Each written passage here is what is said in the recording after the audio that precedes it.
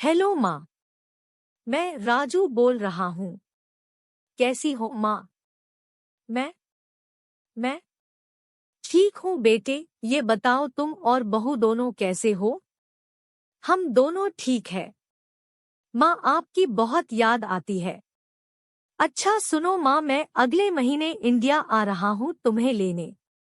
क्या? हाँ माँ, अब हम सब साथ ही रहेंगे। नीतू कह रही थी माजी को अमेरिका ले आओ, वहाँ अकेली बहुत परेशान हो रही होंगी। हेलो, सुन रही हो माँ? हाँ हाँ बेटे। बूढ़ी आंखों से खुशी की अश्रुधारा बह निकली। बेटे और बहू का प्यार नस नस में दौड़ने लगा। जीवन के 70 साल गुजार चुकी सावित्री ने जल्दी से अपने पल्लू से आंसू पोंछे और बेटे से बात करने लगी। पूरे 2 साल बाद बेटा घर आ रहा था। बूढ़ी सावित्री ने मोहल्ले भर में दौड़ दौड़ कर ये खबर सबको सुना दी। सभी खुश थे कि चलो बुढ़ापा चैन से बेटे और बहू के साथ गुजर जाएगा। राजू अकेला आया था। उसने कहा कि माँ, हमें जल्दी ही वापस जाना है, इसलिए जो भी रुपया पैसा किसी से लेना है वो लेकर रख लो, और तब तक मैं किसी प्रॉपर्टी डीलर से मकान की बात करता हूँ। मकान? माँ ने पूछा। हाँ माँ, अब ये मकान बेचना पड़ेगा वरना कौन इसकी देखभाल करेगा।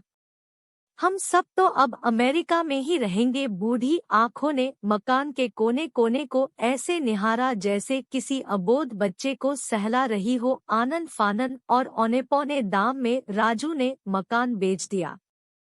सावित्री देवी ने वो जरूरी सामान समेटा जिससे उनको बहुत ज्यादा लगाव था। राजू टैक्सी मंगवा चुका था।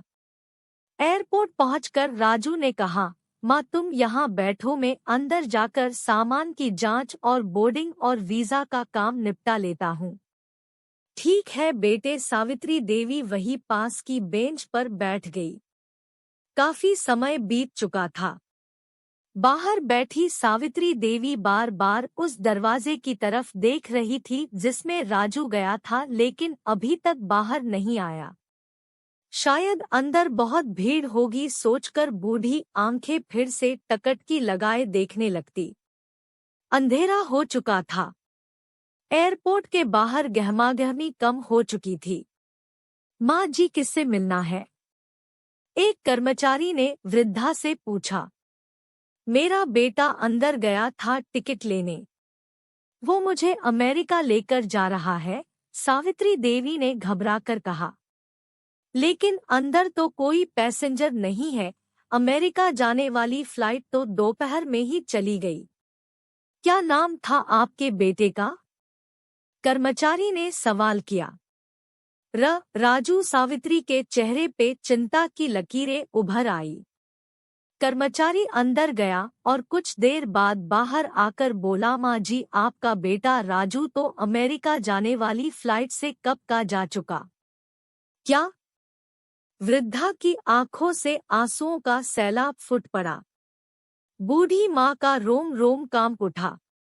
किसी तरह वापस घर पहुंची जो अब बिक चुका था। रात में घर के बाहर चबूतरे पर ही सो गई।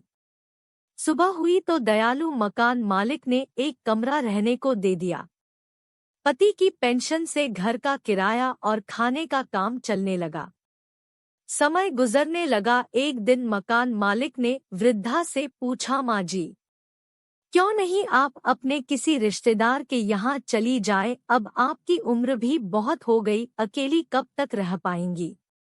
हाँ चली तो जाऊं, लेकिन कल को मेरा बेटा आया तो यहाँ फिर कौन उसका ख्याल रखेगा? आँख से आंसू आने लग गए दोस्तों।